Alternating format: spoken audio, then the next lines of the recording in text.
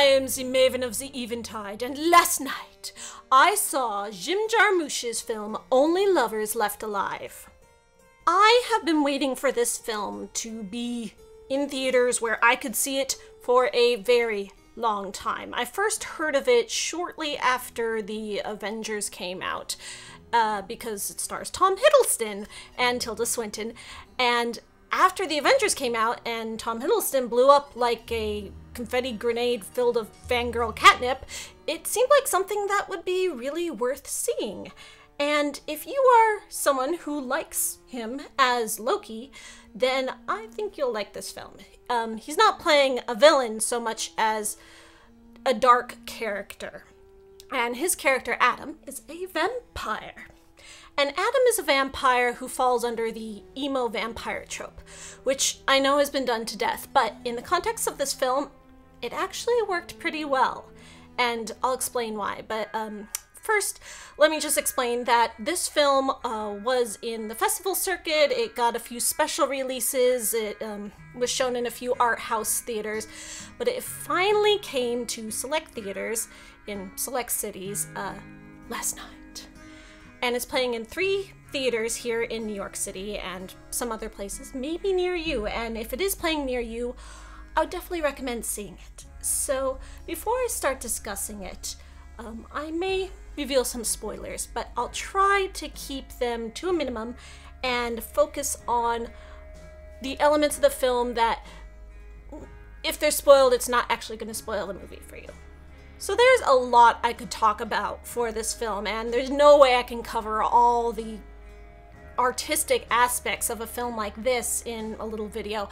But I'm going to focus on, of course, the vampires. And as a portrayal of vampires, I thought this film was excellent. Personally, I'm usually more of a fan of plot-driven narrative films, and this film didn't really have a plot so much as an arc, but that's okay. It had rising action, it had tension, it had a climax, and the characters all had emotional growth, which is really all you need. You don't really need a plot to make it be a good movie, as long as it's done well. And as an art piece, the artistic elements, the visual symbolism was something that I thought was really done well. And I've talked about cheesy visual symbolism in vampire movies before, like in Byzantium and The Moth Diaries. These are more artistic films that don't really get mainstream releases. But in this one, it worked because this symbolism wasn't put on top of the movie as a way for the filmmaker to express their ideas of what it means to be a vampire, but instead the vampires were conscious of it, and it was about how they use it in their lives. And there were a few big ones, there's no way I can get to them all, but the main theme about the vampire aspect of the film was about immortality.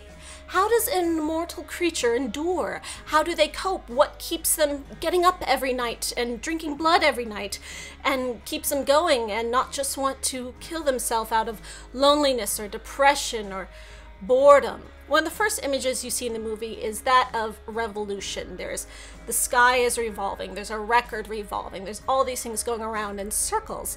And this is apt because if you're an immortal being, you're going to go in cycles, you're going to go in circles, things will come back around to you, but this doesn't have to be bleak and depressing. The main 2 vampires in the film, Adam and Eve, played by Tom Hiddleston and Tilda Swinton. Can I call them Hiddles and Tiddles? Do people already do that? Anyway, they're very old. She's supposed to be a couple thousand years old. He's supposed to be at least half a millennium. They don't say it in the film, but it's implied, and Word of God says so.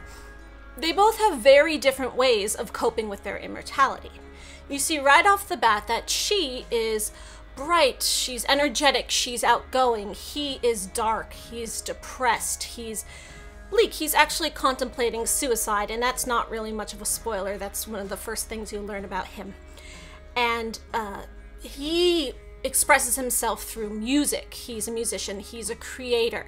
And you find out that he was actually the mastermind behind a few great artists in the past. And he's also into science, he's into inventions and creation, and he was the mind behind a few great scientists in the past, like Tesla and, you know, he gave them inventions, or he inspired them, or he gave them some of his music. Whereas she is a consumer. She's an audience member. She loves to read. Her house is covered in books. And she takes things in, he puts things out. And that's their different ways of coping. And for her, it seems to be working, but for him, it doesn't. He has hit a funk. He's depressed.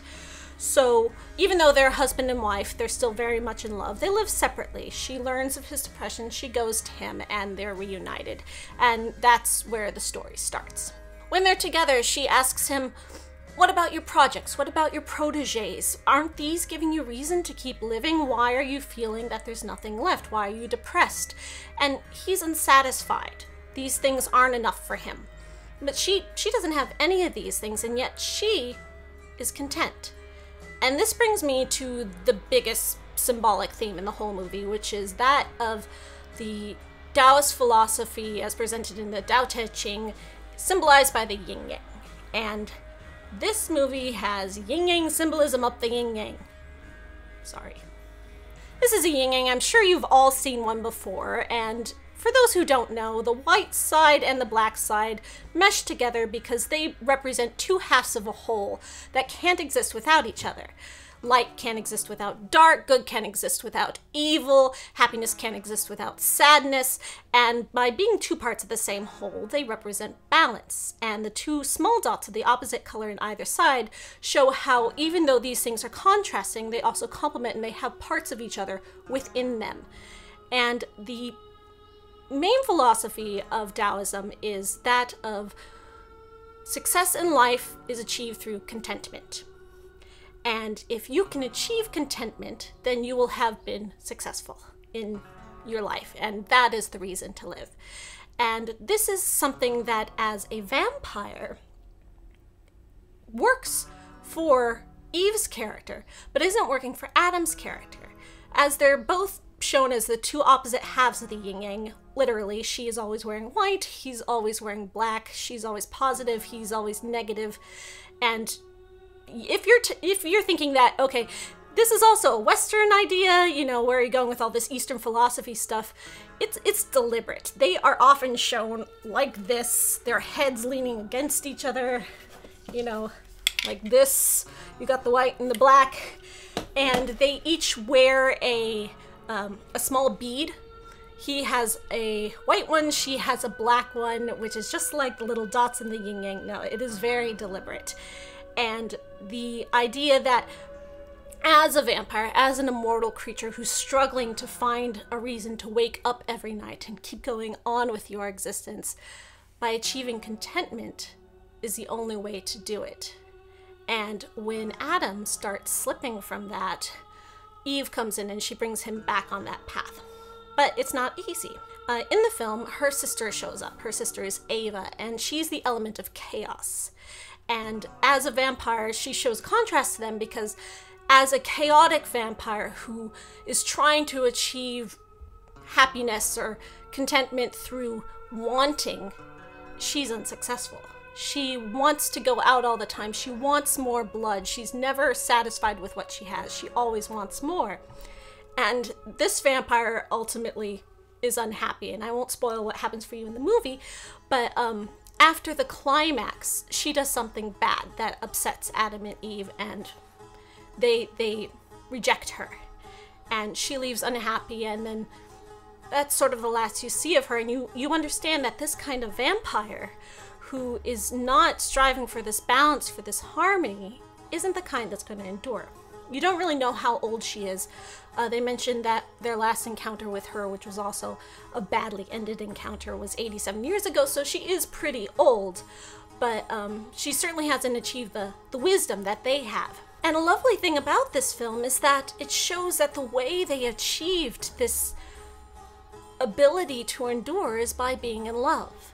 And not in the sense that, oh yes, love conquers all, but that they happen to find each other who happen to be the perfect halves of their whole, that gave them that balance. And through this love that endures over the centuries, even though they spend so much time apart and keep coming back together, that balance is what will keep them going. And through this power of love, they can be successful the mortals. The other vampire character you meet is Christopher Marlowe. Yes, the Christopher Marlowe.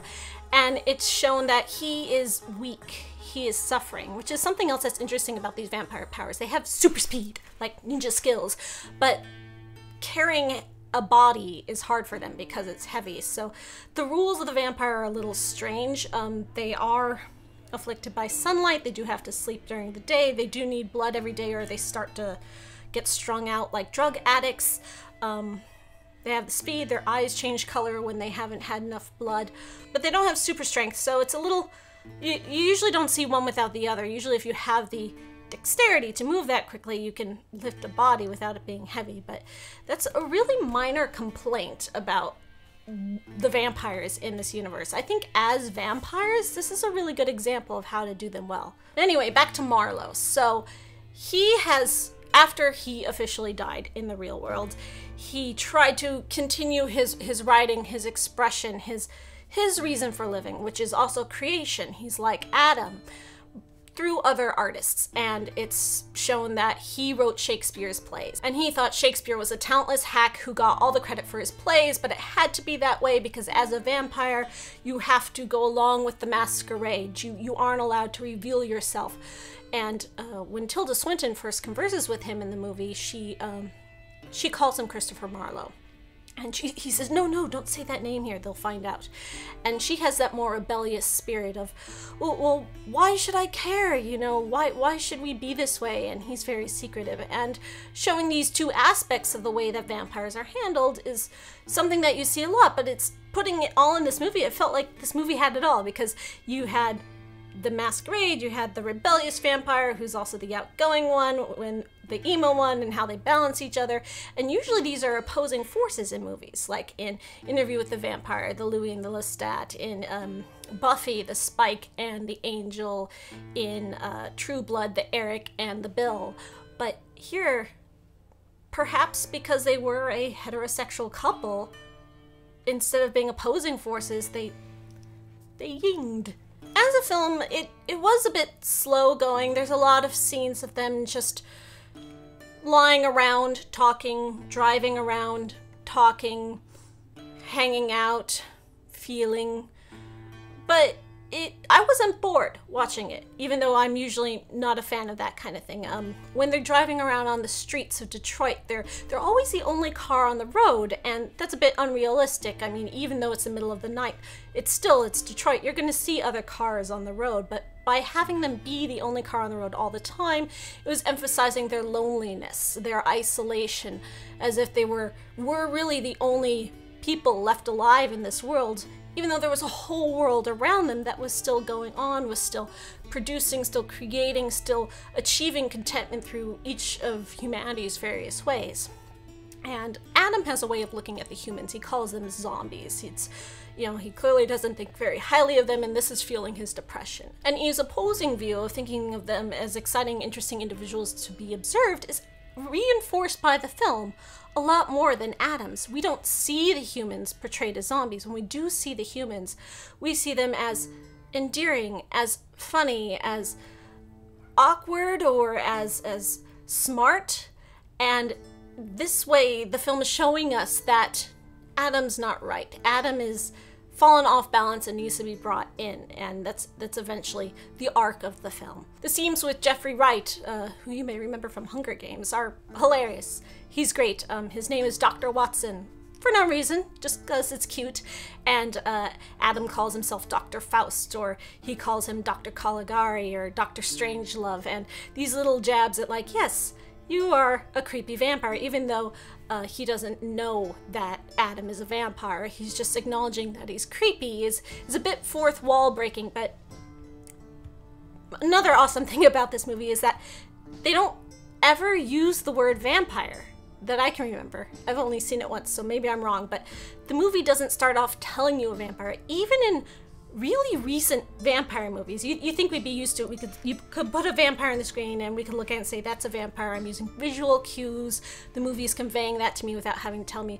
It's still not that obvious. I mean, The whole vampire resurgence started with Twilight, right? In Twilight, she says, "You're a vampire. Your skin is cold to the touch. You don't eat food. You don't go out in sunlight. This is how I know you're a vampire." And she's telling the audience this. In the most recent vampire film that came out, Vampire Academy, which came out last month and then disappeared really quickly for good reasons, they still said, here's what vampires are in this world. Here's how they work in this world. And it was internal monologue after internal monologue telling you as the audience what a vampire was and how they fit. This movie didn't need to do that. Vampires, as they've become in our culture through film over the past decade, are so second nature to us now that they can put a vampire in the screen. Even before they got to the point of drinking blood, there's a lot of little hints given, and all those tiny things along with the visual cues of this decay they live in this squalor of all these built-up collections that would have taken hundreds of years to accumulate, clue us in. And that kind of deft handling of something like the vampire, it really makes me happy because it has become that much a part of our cultural consciousness that we're there now. And this is how vampire movies should be done going forward. And, you know, all the props to all the vampire movies of the past, but that era is over. If you're looking to create vampires in media, look at this. This does it right. For a film about vampires, it wasn't really about them having to deal with the fact that they're monsters or deal with the fact that they're killers, even though they do have bloodlust and their bloodlust is hard to control, but they've clearly gotten past this. This isn't a fresh vampire story like so many we've seen in the past. This is about immortality, and in immortality as it applies to us as a human audience too. This isn't something that's so separate from us. Adam is struggling with what it means to be alive because he cares about a reflection, he calls it, but it's really more of a legacy. He wants to see himself in the world.